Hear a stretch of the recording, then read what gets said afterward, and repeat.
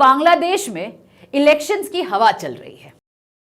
12 फरवरी 2026 इसी दिन पे बांग्लादेश इलेक्शंस पे जा रहा है और आजकल उसी इलेक्शंस का एक झलक दिखने लगा है। चलिए समझते हैं सबसे पहले कि बांग्लादेश में चल क्या रहा है और क्यों कहा जा रहा है कि बांग्लादेश एक टिकिंग बॉम्ब बन चुका है। तो लास्ट कुछ दिन में जो खबर आई है, it is about the assassination of a student leader Usman Hadi के बारे में। तो जो रिपोर्ट्स हैं वो कहते हैं कि उस्मान हादी जो कि स्टूडेंट लीडर है, उन पे 2 मास्ड असेलेंट्स ने अटैक किया और जो घाव लगी है, जो गन बुलेट शॉट्स थे, उसके वजह से उनको जो चोट लगी है, लोकल हॉस्पिटल में फर्स्ट एड के बाद उनको सिंगापुर लेके जाया गया और सिंगापुर में फाइनली उनका देहांत हुआ। अब ये जो 2 मास्ड असेलेंट्स हैं उनके बारे में सिर्फ अफवाहें हैं, बट आम जनता को चाहिए क्या? जस्टिस। आम जनता चाहती है कि ये 2 मास्ड असेलेंट्स जिन्होंने उनके बहुत ही लव्ड लीडर को मारा है, उनको सामने लाया जाए। अब इसी इमोशंस को यूज करते हुए जो दूसरे लीडर्स हैं, जैसे कि एनसीपी के लीडर है या जो दूसरे स्टूडेंट लीडर्स हैं, उन्होंने कहा है कि भाई ये जो असेलेंट्स हैं वो एक्चुअली में इंडिया के हैं। यहां तक कि जो इंटरिम स्टेट के स्पोक्सपर्सन है उन्होंने भी इंडिया से बोला है कि भाई जो है उनको आप हमें हैंडओवर कर दो। इसका यही मतलब है कि what the interim government wants is to portray that the attack on the student leader, a very loved student leader, is or has been carried out by India. There is no proof, there is no clue or anything that is there. What they are just trying to do is create a narrative, and this narrative fits fantastically into this anti-India narrative that is the key to the elections coming forward. Now, let's understand this anti-India narrative and why it's constantly going ahead and asking कि India को भाई वापस भेजो इन massed असेलेंट्स को। कोई, as I repeat, कोई clue नहीं है, कोई there is nothing. It is all in the air and they are just basically saying कि India should kind of send them back. Now, in this light, we need to look at certain tweets, certain posts by the student leader. ये वही leader हैं जिन्होंने कुछ महीने पहले greater Bangladesh का idea float किया था। अब ये ग्रेटर बांग्लादेश का जो मैप है, ये कोई नया मैप नहीं है और ना ही हम ये कह सकते हैं कि ये स्टूडेंट लीडर का ही यूनिक आइडिया है, क्योंकि ये आइडिया बहुत पहले ही मोहम्मद यूनुस साहब ने दिया हुआ था, पर उसमें बाद में आता है। ये मैप जो है, इस मैप में अगर आप देखोगे, बांग्लादेश ने ये दिखाया है कि जो 7 सिस्टर्स हैं इंडिया के, नॉर्थ ईस्टर्न स्टेट्स हैं, वो बांग्लादेश का हिस्सा बन चुका है। अब डायरेक्ट रिलेशन है अपरेंटली चाइना और बांग्लादेश के बीच में in the light of this map. और यहां पे दिखाया कि पाकिस्तान का मैप तो भाई पूरा का पूरा कश्मीर भी ले लिया है इस मैप के अकॉर्डिंग। अब what is the debate here? क्योंकि ये मैप जब फ्लोट होता है, सभी ने इसको लेके कहा कि भाई ये तो this is what the final ultimate goal is, Bangladesh has to kind of create a greater Bangladesh and everything. But ये आइडिया आया कहां से, और ये समझना बहुत जरूरी है। ये आइडिया आया है, अगर आप you go back in history about a couple of years back, Mohammad Yunus ने ये आइडिया अपने इंटरिम गवर्नमेंट के स्पोक्सपर्सन से एक मैप अपने he had basically displayed it। उसके बाद ये मैप एज अ गिफ्ट वो लेके गए थे चाइना, जहां पे उन्होंने कहा था कि Bangladesh is the guardian of the Bay of Bengal and the north eastern states of India landlocked, and the idea was planted in a public speech in China that Bangladesh, if it takes the northeastern states of India, if it takes the northeastern states of India, it will completely have a direct one-to-one relation with China. अब ये जो statement था heavily criticise किया गया था और India ने भी इस पे एक ऑब्जर्वेशन दिया था कि भैया ये एज अ स्टेट्समैन आपको नहीं बोलना चाहिए, and this is going to create a problem in the international platform. But problem ये था कि he was not speaking, Mohammad Yunus was not speaking to India. He was indicating or signaling to China कि भाई आप बस हुक्म करो और हम आपके साथ हैं। He was basically doing what Pakistan has been doing with China. कि भाई you just let us know and we are going to have a red carpet welcome for you. And exactly what Pakistan has been doing, not only with China, now with America as well, जैसे कि you all know Asim Munir is running to White House all the time. Similarly, this man has been running to Xi Jinping. Now, in this light, ये जो map का idea था, he had planted this as a political idea, a political notion amongst the leaders of Bangladesh. And everybody picked up this idea, क्योंकि आम जनता को हमें legitimise हमें भड़काना है, हमें वोट चाहिए. अब किस बात पे वोट लेंगे? वो ना डेवलपमेंट है, ना करप्शन है, शेख हसीना वापस नहीं आ रही है, तो किस बात, किस मुद्दे पे वो लोग लड़ेंगे? अब मुद्दा इन्होंने क्रिएट कर दिया, एंटी इंडिया. अब इसी एंटी इंडिया नैरेटिव में हर एक स्टूडेंट लीडर, हर एक पार्टी के जो स्पोक्स पर्सन हैं, they all started with this narrative कि इंडिया के खिलाफ हमें स्टेटमेंट देना है और बहुत ज्यादा रैडिकल स्टेटमेंट देना है. और इसी को और आग में घी डालने वाले का काम जमात इस्लामी कर रहा था.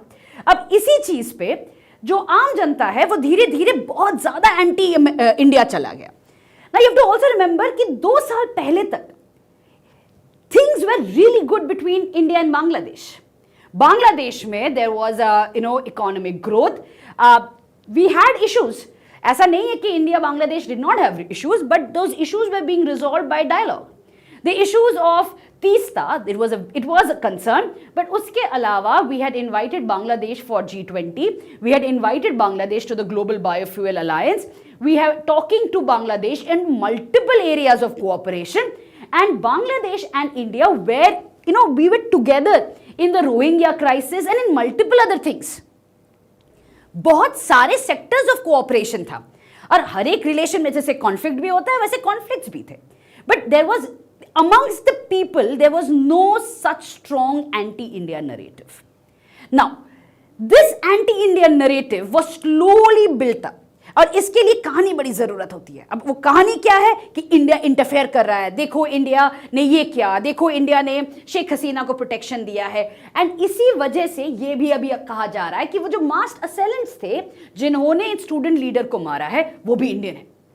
एंड इसका रिएक्शन क्या है कि जो जनता है वो आज इंडियन हाई कमिश्नर के सामने, जो उनका कमीशन है, उनके सामने जाके वो लोग धरना में हैं. Now, one incitement and they will go violent. Police खड़ी है, but you all know कि when it comes to the power of mob, nobody can stop it. Now, who will protect the Indian High Commissioner and the other officers there?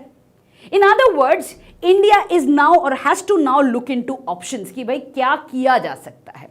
इसी दौरान parliament में जो parliamentary committee of external affairs है उनका एक report आया है. Now this parliamentary committee was headed by Shashi Tharoor and the report states, and I am going to use highlight certain words here, that India faces its greatest strategic challenge. Now according to the report, this is a strategic challenge because Bangladesh has been a great support for our strategy. We have always kind of aligned when it comes to Bay of Bengal, when it comes to keeping China away from the region and other things. So इसीलिए ये हमारे लिए एक strategic challenge खड़ा हो रहा है. अब second चीज, जो चैलेंज 1971 में था जहां पे इंडिया ने बांग्लादेश को सपोर्ट किया था अवामी लीग के थ्रू में, was existential and a humanitarian crisis, क्योंकि कई सारे रिफ्यूजीज इंडिया में आ रहे थे. बट आज का जो क्राइसिस है वो बहुत अलग सा है, क्योंकि थ्रेट बहुत सटल है बट थ्रेट बहुत ग्रेव है. वहां पे जो रेडिकलाइजेशन चल रहा है, the youth are getting radicalized, ये जनरेशन तक रहने वाला है. और एंटी इंडिया नैरेटिव इतना स्ट्रॉन्ग किया जा रहा है by the political parties because again they don't have an agenda. Because of that this is going to turn the tides for us. Now, the other thing that is going to come in is that a potential strategic realignment is needed. तो यहाँ पे इस report में ये भी कहा है कि the current government of India is engaging in a quiet diplomacy with the interim government and it has to have a strategic recalibration. ये recalibration का मतलब है that we have to kind of engage with the current interim government और जो भी finally फरवरी के बाद government आने वाली है. बट प्रॉब्लम है कि आज के दिन हर एक पार्टी वो एंटी इंडिया नैरेटिव के साथ आ रही है, क्योंकि उनको समझ में आ गया है कि अगर फरवरी 2026 का इलेक्शन जीतना है तो मुद्दा सिर्फ एंटी इंडिया होने वाला है. It is not going to be Teesta, it is not going to be China, it is not going to be development, anti-corruption or anything. The idea or the main narrative is anti-India. और अब जितना जो radical बोलेगा उसको उतना support मिलेगा. अब इसी वजह से this radicalization is spiraling. Now this is not going to end in February 2026 because जो भी पार्टी पावर में आएगा वो एक्चुअली में बहुत ज्यादा radical हो चुका होगा when it comes to India. तो उसको वो स्टैंड लेके चलना पड़ेगा. And in that stand it is obviously going to look at Pakistan as a friend, it's going to look at China as a friend. अब यहां पे दो पर्सपेक्टिव आता है. एक पर्सपेक्टिव ये है कि भाई India is having its biggest और the most gravest challenge in the neighbourhood. ऐसा कभी नहीं हुआ है इंडिया के साथ जहां पे most of the countries in the neighbourhood are turning against India. But at this point of time, India is also understanding कि भाई अगर यहाँ पे India is going to make any inflammatory statement, it's going to actually backfire. इसलिए India शांत है.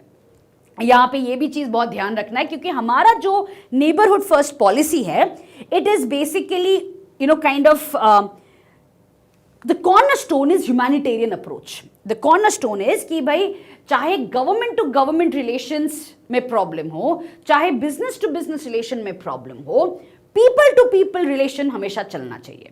And इसी बात पे हमने हमेशा, चाहे वो अफगानिस्तान हो, मालदीव्स हो, श्रीलंका हो, we have always continued with the humanitarian approach कि we have kind of continued to support. Maldives में may be anti India narrative था but we continued to support and आज रिलेशंस आर गेटिंग बेटर.